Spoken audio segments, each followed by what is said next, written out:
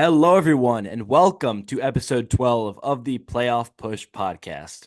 I hope you all enjoyed the NFL recap for week 4 yesterday. If you haven't checked it out, be sure to check it out after this episode. However, this is going to be more of an unusual episode. Normally, we have a topic that we focus on, or we have a live interview with someone. But this episode's a different version of that interview-esque episode, because I had the opportunity to ask a few questions to Major League Baseball legend Curtis Granderson. Now, Mr. Granderson, he played for my Yankees for 4 seasons, played for the Mets for 4, the Tigers for 6. Overall, a 16-year MLB veteran, 3-time All-Star, Silver Slugger, Roberto Clemente winner, 47.2 wins above replacement in his career.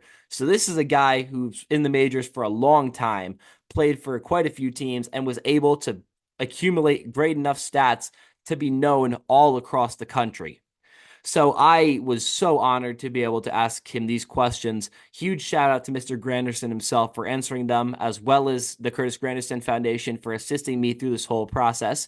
Be sure to help support their cause at curtisgrandersonfoundation.org. Super helpful, great cause. It's just amazing to be able to help with it. But this isn't going to be too long of an episode, so we got to get right into those 3 questions that I was able to ask.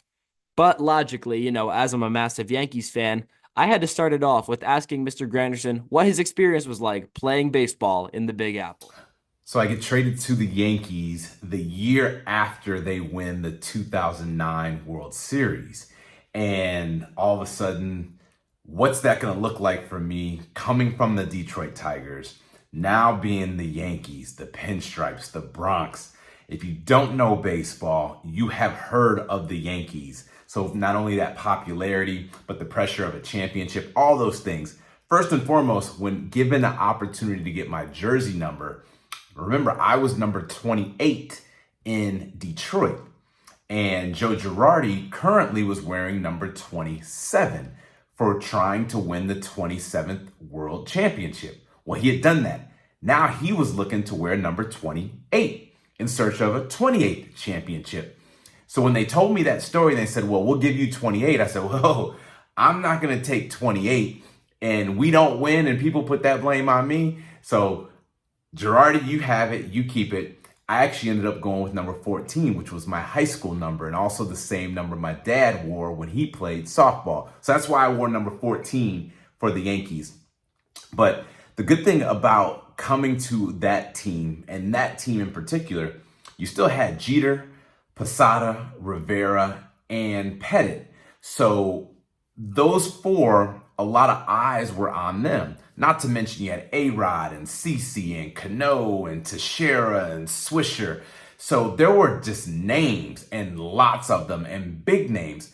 So a lot of the pressure wasn't necessarily on me because all the focus was on them. I was just a piece to kind of come in and try to fit in. And especially knowing I was going to be there for a few years, it kind of took some of that pressure off. And I think it's the reason why I played so well there. If you had to face anyone in those lineups, are you going to face somebody that's got potentially 600 home runs and A-Rod, a future Hall of Famer and Derek Jeter, somebody that's a switch hitting with over 400 home runs in Teixeira or Cano, or myself who's coming over and not necessarily known as a power guy? So a lot of pitchers, I think, chose to attack me, and I liked hitting fastballs. So I think all that worked in my favor, not to mention that Yankee Stadium was small in right field. Remember, I didn't build Yankee Stadium. I came there after the new Yankee Stadium was built. I just happened to take advantage of it. So all in all, there was, of course, pressure. You're going to one of the most popular franchises in all of sports, but in general, I think all those other factors from the names there and the track record that they brought in allowed me to come in and just kind of fit in nicely over there. Now, to me, that's very nice insight from Mr. Granderson. Of course, 4 years in New York, the Big Apple, the team that everyone knows when you think of Major League Baseball. It's going to be the Yankees probably 80% of the time. So a very historic franchise. He's coming in after getting traded, thinking, what could I possibly bring to this team? It's so loaded. You got Jeter, you got A-Rod, you got Cano, you got Teixeira, you got Swisher. You got all these guys. So Mr. Granderson's coming in there thinking about how he can influence the team in his own way. And the pitchers decided to, of course, attack him because they don't want to attack Rodriguez. They don't want to attack Jeter. They don't want to attack Teixeira. So he's one of the guys who, is hitting in the mid to back of the order. and is just able to take advantage of the pitchers who don't want to throw too many pitches to, the Hall of Famer like Jeter. So, of course, Mr. Granderson played a stellar game in New York, was able to hold down those lineups, still unfortunately did not win a title post 2009, really unfortunately, but he played extremely well. And I really like his insight into playing in New York and having to take in, the vibes of the stadium and how he was able to take advantage of the build of the stadium, even though he was not there when it was being constructed. He was there the year after, of course. But he was able to take New York and use it to his advantage in the best way possible. So it's just great to hear a little insight into how Mr. Granderson decided to play his little game inside of New York.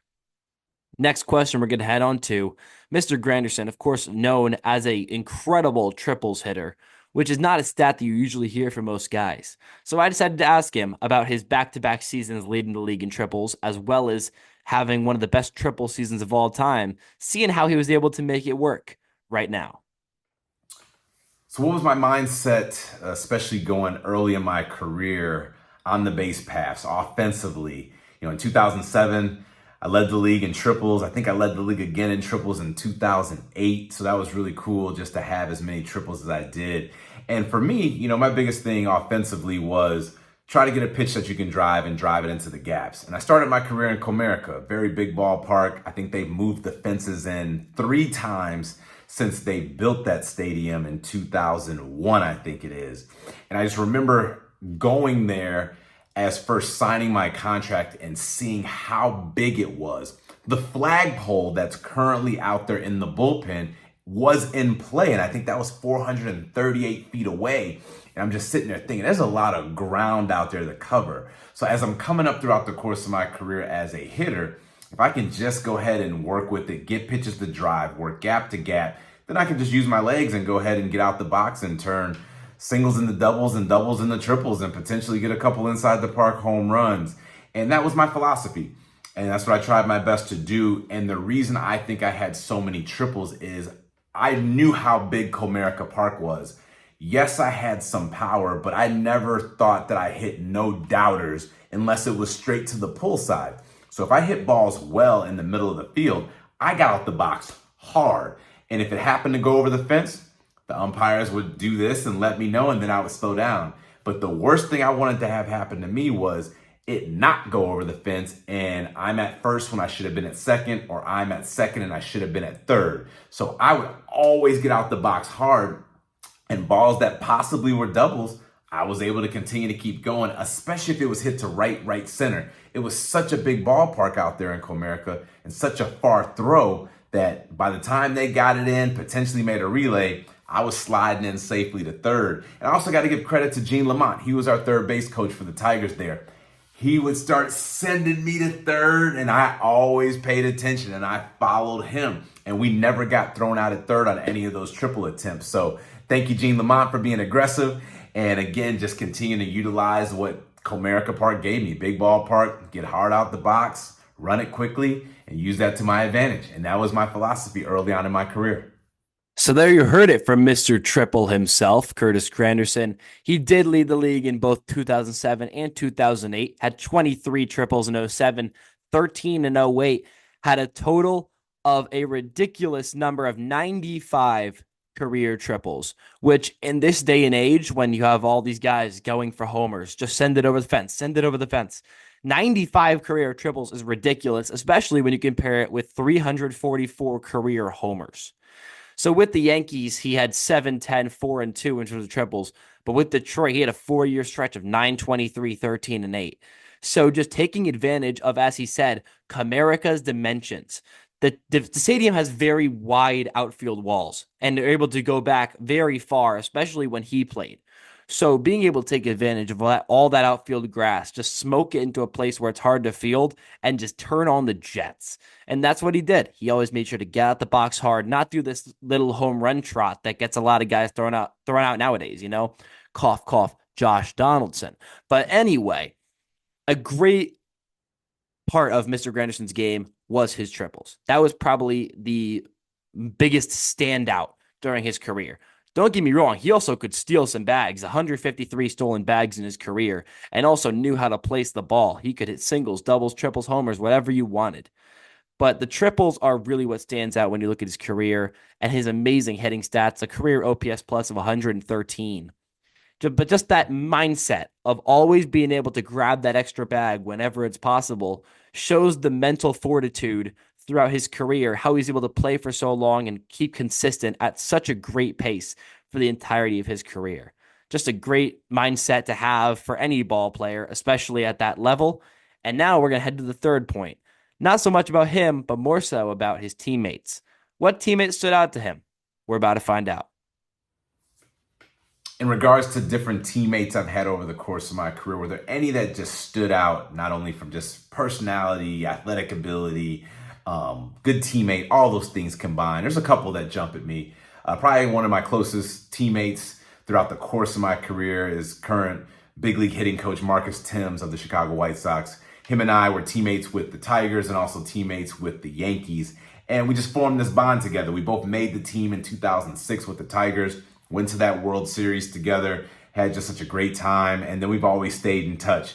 He's from Mississippi. I have family and roots from Mississippi. So we had a lot of different connection points, and him and I still talk a lot to this day about a number of different things, not necessarily baseball related, just a bunch of different topics. So he's always somebody I've been really close with. And then, getting a chance to play for the captain and Derek Jeter over there with the Yankees, one of the things that I always admired about him was the fact that if you think about over the course of his career, the number of teammates that he had, the number of eyeballs that were consistently on him, the number of people that knew him and recognized him and were fans of him, the fact that he went through all that, and especially as players would join his team like I did, getting traded over there in the offseason of 2009 going into 2010, he had a lot of people that he would have to come in contact with. And he could choose to be however he wanted to with them. Either he could have looked at them and said, hey, I've seen this play out before. We've traded this player for a very short period of time. They're only going to be with us for a little bit, so I'm not going to open up to that person fully. Or this player just got called up and is going to get sent down soon. So same thing, I'll be respectful. I'll be, somewhat approachable, but I'm not going to go all in because we're ultimately going to move some pieces around. Or he can do the reverse, which is what he did. He was as open and as welcoming and as enduring as you can imagine. He always came up and introduced himself to not only myself, but any player that joined that team. He said, hey, if you ever need anything, let me know. He was always willing to go out to eat with you, to invite you over to his place, and all those great things. And I really respected that. And I know that seems like what a teammate should do. But again, take a step back.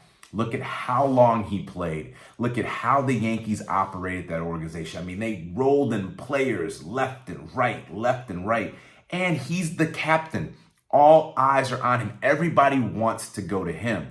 And you can handle it a number of different ways. And the way that he handled it, I truly respected it. And he was one of the best teammates that I ever had. So truly proud and privileged and appreciative that I got a chance to play with him. One of my favorite parts of being able to interview professional athletes is seeing the type of person they are, the type of person they interact with outside of their respective sport.